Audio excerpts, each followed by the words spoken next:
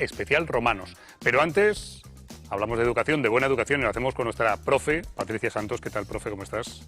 Muy bien. ¿Sí? ¿Todo bien? Sí. ¿Sí? El mes de informes, papeles y burocracia, pero bien. Eso te iba a preguntar, porque claro, a nivel exámenes ya habéis parado, ¿no? Prácticamente. Esta semana estáis parando, ¿no? Esta es la Acabando. semana de exámenes de formación profesional, la que se dedica a exámenes. Ya. Claro, el que hace examen. Ya, pero tú no haces exámenes. Yo no. No, vale. nosotros Entonces, trabajamos. primero, si no haces exámenes, durante esta semana, ¿qué haces? Pues, por ejemplo, hoy hemos estado revisando portafolios, haciendo reflexiones de aprendizaje de las personas que le quedaban cositas por hacer, porque yo hago planes individualizados de recuperación, según lo que le ha quedado a las personas pendientes para desarrollar su desempeño en los criterios concretos. Entonces tienen que hacer trabajo, investigaciones relacionadas con lo que le ha quedado a esa persona en concreto. O sea, es decir, que cada persona que haya quedado tiene un plan diferente. Vale. Complica un poco la historia, Vale. pero... Eso con respecto a esta semana, pero dices, yo no hago exámenes. Ahora la gente dirá, ¿y entonces cómo lo haces? Habrá alguien que se esté preguntando, ¿cómo una profesora que no hace exámenes? Es que, en realidad, Roberto, tú has sido estudiante como yo. Sí. Vamos a ser claros, ¿para qué sirve un examen memorístico? Poca cosa. Yo te quedan pocas cosas. Hace mucho tiempo me di cuenta que en realidad era como una especie de teatro. Sí. Por un lado, actores y actrices que chuletean o intentan memorizar sin entender nada. Ya. Y por otro lado, nosotros, yo me acuerdo también firmando folios para que nadie se copieteara, intentando pensar todas las posibles opciones de copiarse, ¿no? Ninguno de los actores y actrices que estábamos en ese teatro teníamos el objetivo de aprender. Sí. Entonces el foco se había desviado. Sí.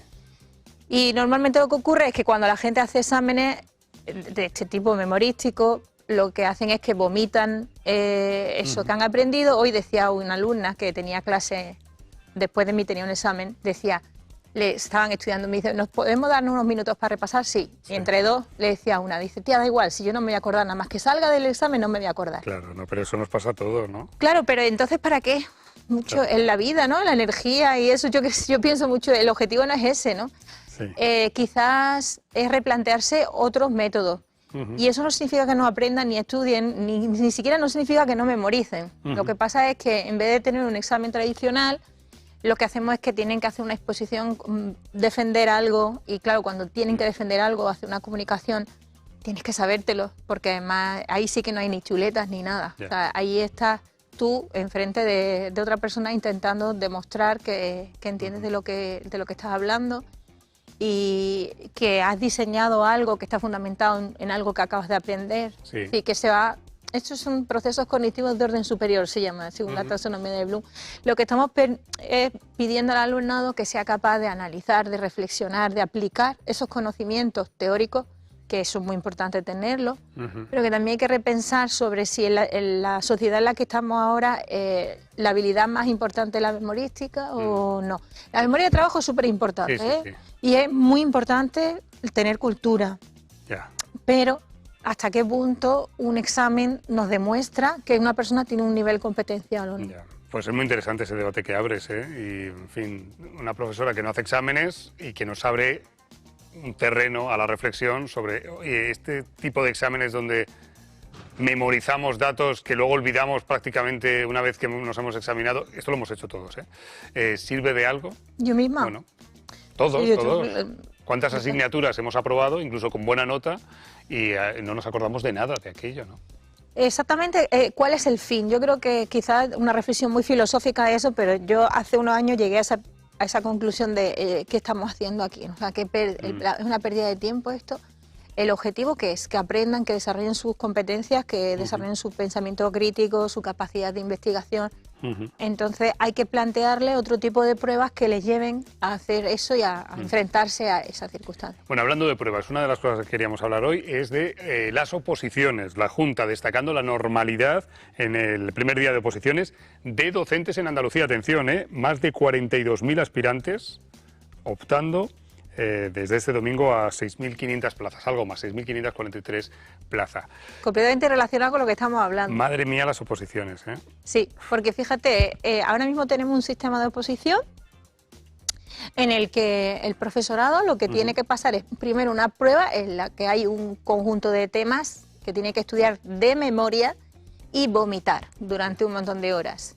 Y resulta que el sistema de selección que tenemos actual, bueno, yo creo que no responde a una selección de personal como debiera de ser. ¿Por qué?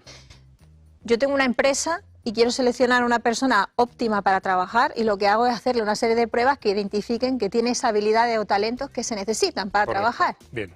Vale, pues yo tengo una empresa pública, quiero seleccionar los mejores o las mejores profesores y profesoras y le hago pruebas que no tienen nada que ver con lo que luego va a ser su trabajo. Como por ejemplo. Como por ejemplo memorizar y vomitar un tema, porque eso no le va a hacer mejor docente. Nosotros no tenemos... Estamos hablando de leyes educativas y estamos hablando de hace ya bastante, casi un siglo ya, de un cambio de metodología en la que el docente tiene que coger un rol de diseñador que acompaña, no vomita los conocimientos, no es el protagonista de la acción donde tiene que contar todo lo que sabe. Y de repente le hacemos unas pruebas en las que las personas lo que tienen que demostrar que son capaces de memorizar cosas que a lo mejor ni entienden, pero han sido capaces de memorizar un montón de datos y de artículos y de cosas en nuestro caso y escribirlas.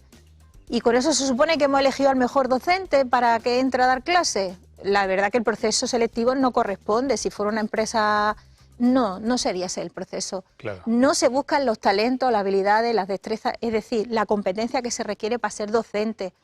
Y luego entran muchas cuestiones de azar, se sacan una serie de bolas en cada tribunal diferente, con lo cual puede ser que tenga la mala suerte de estar en el tribunal equivocado, estando pared con pared. Por ejemplo, aquí en Málaga, que en mi especialidad había dos, pues en uno han salido unas bolas y en otro otras. Dependiendo de donde te sentabas, podías tener una suerte u otra. O sea, ¿no? que estamos hablando de que primero el azar... El azar, la prueba no es correspondiente con las competencias, el azar entra en juego, luego no se pueden, ahora este año por primera vez supuestamente se pueden revisar, pero luego lee la letra pequeña y no puedes ni siquiera reclamar la calificación porque como la primera fase, para que no entren las amistades, otra de las cosas otro melón a tratar, y es que el que te hace el examen son tus compañeros y compañeras. Cuando has estado trabajando por ejemplo, estas oposiciones, me consta que hay gente que ha estado trabajando en la misma aula, apoyándose en un compañero, desdoblando, y ahora están uno como tribunal y el otro como aspirante. Es difícil entender que ahí haya una objetividad, no más que nada porque somos seres humanos, es decir, el hecho de que no se replantee que quizá esos procesos selectivos deberían de ser llevados a cabo o repensarse quién los va a gestionar, si son o docentes, por ejemplo, de otras provincias. Simplemente con eso ya creo que se mejoraría, porque hay especialidades en las que se conocen casi todo el mundo. O que fueran agentes externos que hicieran esa evaluación, porque en realidad no sé hasta qué punto conseguimos la objetividad. De hecho, a mí no me gustaría que me tocara nunca. De hecho, cuando me toque intentaré eximirme, porque creo que no sería correcto que yo pudiera valorar a otros compañeros y compañeras, que en muchos casos, como digo, he compartido aula y a veces hay amistad y a veces hay enemistad, que la enemistad es más peligrosa que la amistad en muchas ocasiones. En fin, entonces... proceso selectivo que deberíamos de repensar. Repensarlo por lo menos. Entonces, yo creo que no. De hecho, una de las cosas que se relaciona con lo que íbamos a hablar, que es la OCDE, una de las cosas que relaciona, que está todo interrelacionado, porque uno de los aspectos que está hablando la OCDE en el informe que acaba de publicar es que tenemos un problema importante con el profesorado. Es decir, uno de los recursos que ven deficiente en nuestro sistema es ese. Bueno, tenemos el titular: la OCDE hace un duro diagnóstico sobre la educación española y da 5 ideas para mejorarla. Es 5 ideas con 44 ítems, pero una de ellas la basa en esto que estamos hablando del sistema del profesorado, ¿no? Sí, primero la inestabilidad que tenemos como colectivo, ¿no? Más de un 33% es inestable las plantillas, eso hace que no se puedan desarrollar proyectos educativos estables que necesitan también un tiempo para asentarse, para poder crear los lazos con la comunidad educativa, con el propio centro, con los recursos, etcétera. Estamos muy por encima de los índices que se establecen el resto de países miembros. y ese vínculo que tiene con la calidad de la enseñanza, obviamente, porque además hay un dato bastante curioso y es que si se le pregunta al profesorado si está preparado para impartir las clases, si tiene la formación adecuada, solo el 48% se considera preparado o preparada, con respecto al 79% que sí lo hace en el resto de países. Y que en ese proceso selectivo y en esa formación inicial, por ejemplo, no tenemos en cuenta esas habilidades como hablábamos. De hecho, la OCDE destaca también que uno de los aspectos que no se han tenido en cuenta para seleccionar a docentes es esas habilidades socioemocionales tan necesarias para gestionar con adolescentes. Es que vamos a estar con personas que tienen pues necesidades, requerimientos, inteligencia emocional, que hemos hablado muchas veces, y no se puede dar lo que no se tiene. Entonces, si tú no haces una selección de personas que están preparadas en este ámbito, es normal que luego la calidad de la enseñanza se vea afectada. Y sobre todo, que también lo que habla la OCDE, en espacios de escuelas de difícil desempeño, con necesidades económicas o entornos socioeconómicos deprimidos, que también tenemos. Pues nada, yo creo que la OCDE nos lo está diciendo, Patri nos lo está diciendo, repensemos un poco la educación. Y por cierto, hablando de educación, gracias a la CODAPA por darnos el premio. Este sábado estuvimos en Granada recogiendo premio CODAPA 2023, llegó la hora, Nadia Carbajo, nuestra productora, y a un servidor ahí tenemos ese momento en el que, bueno, que tú conoces. Sí. Porque a ti también te dieron un premio CODAPA el año pasado, me parece. El año pasado. Pues fue en Granada y fue un momento muy emocionante para todos, así que gracias a CODAPA, gracias a FEDAPA, gracias a todos los profesores, a todas las AMPAs, el profesorado, las AMPAs, el alumnado. Aquí lo único que hacemos es hablar de vez en cuando de educación e intentamos hablar de la buena educación y por eso viene Patri y vienen otros amigos y amigas para tratar el tema. Lo dicho, que estamos muy contentos, premio 2023 para Llegó la hora. Y el premio también es tuyo, así que no te digo nada, Patri. Ya está. Yo me alegro muchísimo. Además que siempre lo he dicho, creo que es verdad que es excepcional. Es un premio muy merecido que se hable de educación en la televisión, se haga un espacio y que se hable de educación en positivo para reflexionar.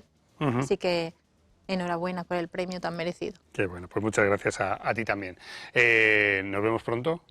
Nos vemos pronto. Gracias. Patricia Santos, la mejor profe de España, una de las mejores profesoras de España, elegida 2 veces en